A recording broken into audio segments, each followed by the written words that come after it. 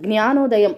కేశవుడి తండ్రి తనకున్నదంతా తెగనమ్మి ఉన్నత విద్య చెప్పించి రాజుగారి దివాణంలో పెద్ద ఉద్యోగం సంపాదించుకునేటట్టు చేశాడు.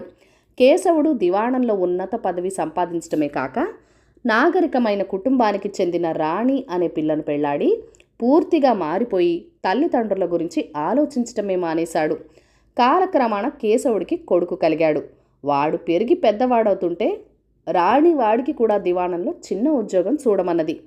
అప్పుడే ఉద్యోగానికి ఏం తొందర, వాణ్ణి పెద్ద చదువులు చదవని అన్నాడు కేశవుడు. ఇంకా పెద్ద చదువులు చదివితే వాడు మన ముఖం చూస్తాడా? పెద్ద ఉద్యోగం సంపాదించి పెద్ద కుటుంబంలో దాన్ని పెళ్ళాడి మన ముఖాన మొద్దలు కూడా పెట్టడు అన్నది రాణి. కేశవుడికి జ్ఞానోదయమైంది. మర్నాడే అతను తన ముసలి తల్లిదండ్రులను తెచ్చి ఇంట్లో పెట్టుకొని బతుకున్నాళ్ళు వాళ్ళకి ఏ లోటు లేకుండా చూశాడు.